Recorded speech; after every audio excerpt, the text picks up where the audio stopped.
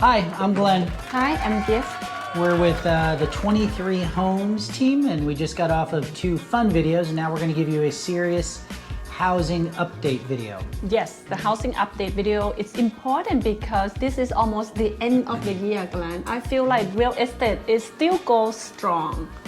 Also depend on who you are, right? If you are a seller, I would think it's always good. Many people think, like, oh, we should not sell the home at this time of the year because it's a holiday season. What do you have to say about that? So I want to go through some economic data with you. If you looked at our last video, it was done in Q2 of 2021. We talked about inflation, hyperinflation, money flow, velocity, things along those lines. So all the things that we talked about and discussed, we are 100% correct on. So what we said is that we're going to hit some continued inflation because in 2020, housing prices here in the DC metropolitan area increased 16%, which is unheard of. Prior to that, year over year, it was anywhere between 3 and 4%.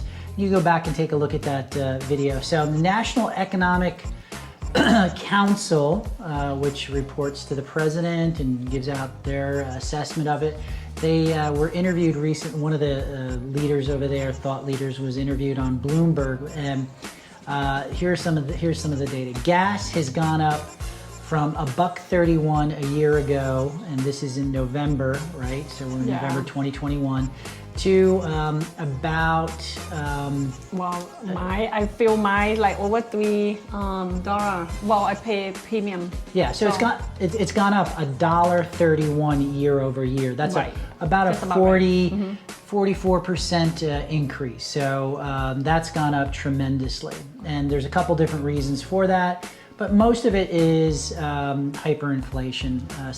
Some of it is also supply and demand. So you put those two together. So that's a big thing about supply and demand, because a lot of people are asking, should we wait, right? Should we wait to buy? We should not buy right now because everything is to the roof. I'm telling you, the longer you wait, it's not good, right? Because many of our clients have been looking at the home. A lot of people look and buy, and we got it right away. But some people, they just like, well, we want to find the best home, which I get it. When you buy a house, you're looking for the best home, but we also have to think about the whole stop. Let me break it down for you. There's 2 different things here. One is people are looking for the strike price, okay? I want to buy a $500,000 house for $400,000 here in 2021. Which it's not going to happen. Right? Yes. so now they emotionally accept that, right? Decisions are made on emotion, not through logic. So they come to accept that is the reality. Okay, so now that's one. I'm going to wait for a deal. Forget about that. That's not happening. The second thing is I'm going to wait for the market to come back down. That's not going to happen for 2 reasons. One is they're printing a tremendous amount of money. The second thing is we live in DC, so we're insulated by the federal government. The third thing is not only the inflation, but the value of the dollar is going down. That's why I want to say, because a lot of people are saying they overpay for the home. Technically, you're not, because everything else is also increased, right, Glenn? Yeah. Because like inflation, we talk about that many times. Because a lot of things that you pay right now is double of the price or higher. I mean, even it's not double, it's still higher. Even though buying a home is similar, right? But you don't want to wait too long because the price is either going up or the interest going up. So we don't think the crash, or do you think the crash gonna come? I mean, so I'll tell you when the crash is gonna come. So anyway, let me finish my thought here. So I was talking about, obviously, right? This is the way we always talk, right? So with the second part of the formula, one is they're looking for a good strike price. The second part is that they want to get this great interest rate. So prices are not coming down. You're not going to get a good strike price. And now the other one is the interest rate. So case in point, 7 months ago, 8 months ago, so that would take us to February, March of 2021, maybe December 2020. Interest rates were at a 40-year, maybe even an all-time low, 2.5%, okay? So what happens now is if that interest, so let's say that you qualify for a $1 million house at an interest rate of 2.5. if that interest rate goes up to 3, so it just goes up just 0.5%, you no longer qualify for that $1 million house. You may only now qualify for a $750,000 house. So that's Let me finish. Let me finish. You always okay, I don't want to interrupt you. So here's the deal. Why should you buy now?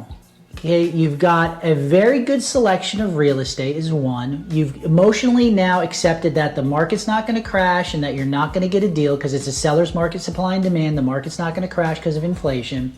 And now you're grappling emotionally now with the interest rates. You get in now with the interest rate that you can get, the lowest possible one. It doesn't really matter. Here's the reason why.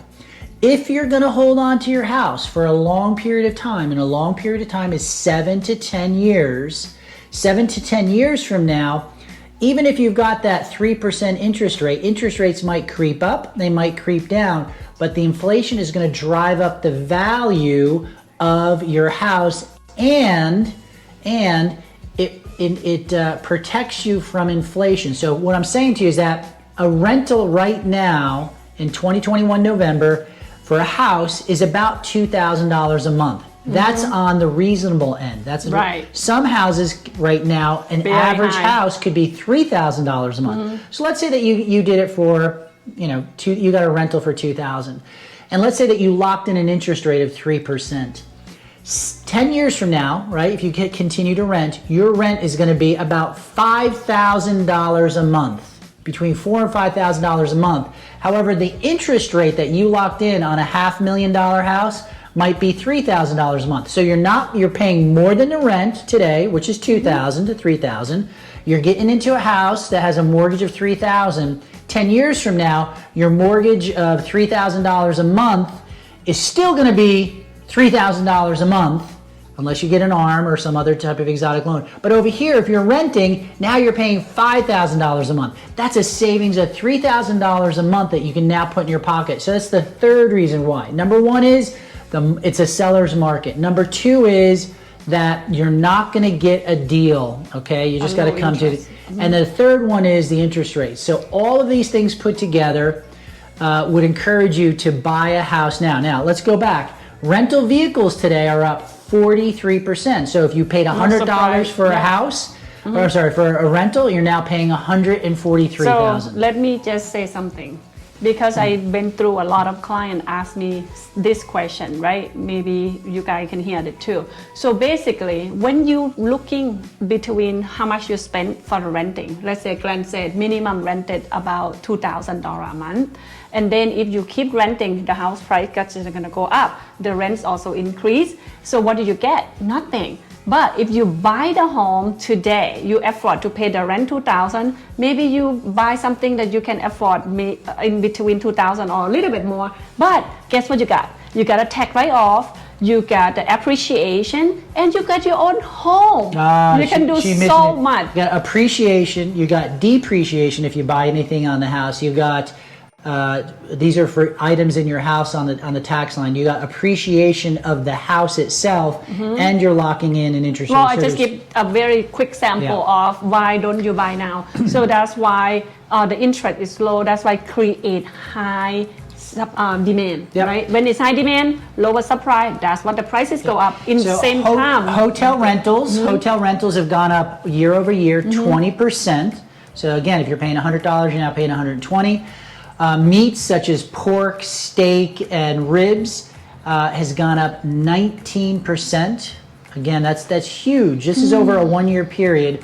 Whole milk has gone up 3%, right? If you got little kids, they love drinking milk. And eggs has gone up 13%. Yeah. So that's what this hyperinflation is doing to us. So a year ago, you could rent a townhouse for about $1,500. The last 2 townhouses that we rented out were both north. They're gone in a day. Yeah. They're gone in a day, and one was $1,900, and the This other is one we're was talking about like $2,000. 3-bedroom, That's- 2.5 bath. It's just an it's a average huge home. increase. So it's the high demand of rental, and also the same time, people need housing, right? We are growing family. They want to have a private space. So that's why housing is always needed. So when you buy that, it's also better when you lock into your own place and in your interest rate. That's low. Now I could get into the technicalities of inflation. It's a formula, which is M for money times velocity or circulation, how many times money changes hands, is equal to, so it's basically a calculus formula, right? So you just balance out the equation for all you engineers or people who did trigonometry or even differential equations or Fourier series or what have you. So it's a formula, is equal to the pricing level and then then times the national income, the average national income, which is all out there on the National Economic Council's database. But here's the whole thing. That's all the technical stuff. Here's what it comes down to. The government's going to continue to print money because we have a lot of debt. And they're going to print for infrastructure and other different projects that they want to do. And the government needs inflation. Because if you're taxing somebody on $100 for groceries, which we're paying right now for about 3-4 days of food, maybe 5 days, they're making 30%. Okay, or if you earn $100, the government 30%. If it goes up to $150, they're making even more. But a year ago, when you were paying $70 for food, or an income, the government's only making $21. So does the government want the $30, or they want to control the $30, or they want to control the $21? They want to control the $30. So the only way to hedge your bet when we hit inflation or hyperinflation is to own physical things. Diamonds, luxury items, real estate. Real estate is big. Airplanes, boats. We have got somebody who is a neighbor of ours, and they are calling around their clients. They are in the automotive industry. They are calling clients that have purchased cars from them a year, 2 years ago, and they're offering them more money than what they had paid for that vehicle because of a short thing a year again, or 2 years right? ago. Even the car is all short thing, because my sister tried to get a car. She have a lease, and then she don't even get it because they don't have enough inventory. So there are many things right now is like very concern me. However, because we want to go through that, it's too much. We just want to focus you, update you on real estate. Say again, from before, during the year and until now, I am confirmed, the market is not crash, and you guys can go ahead and buy something or buy a home. If you're looking to buy, this is always best time to buy. Yeah. So a lot of people say like, again, oh, should I do now? It's ideally we don't have a lot of inventory because many things. People don't like to move during the winter, but when the right house comes, it's always selling. So many house right now, actually market is almost collect itself, because the seller can overprice it. Otherwise, it can sit in there in the market, even though it's a seller market. It's not fair, right? So the buyer can see the opportunity and buy it. So overall, I would think that it's still a strong, healthy market with the interest rate and the real estate. So let us know if you have any question, or you want to get a free market analysis on your home and thinking about selling next year, or at least prepare yourself for what we should provide you the insight. Yeah, so all this market data, if you want to know about market data, go to 23homes.com, then go under real-time dashboard. Everything's in there about housing data. We've got gauges in there. We've got trending charts. We have everything that we just discussed with you, which is inflationary charts, CPI, mortgage rates, new home building. It's all real-time data. So it fluctuates every single day.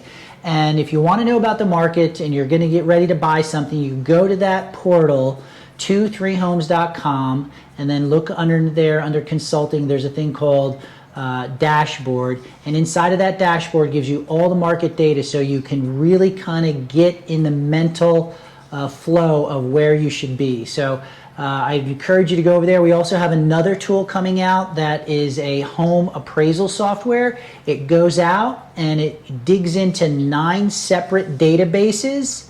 You put in an address, and these 9 separate databases give you each one of their assessments on the value of the house. We can share with you more on Right. Yeah. It doesn't include the upgrades that were in the house. All the information that's important for you to either buy a house or sell a house. So it's a great software piece, and it's exclusively through 23homes.com. So also, just like I said, just give us a call and we can explain to you and share with you for more. We would love to help you and get your house ready for sale or get a lot of, information. This is really just part of the video. We also have upcoming video. We would love to share with you more.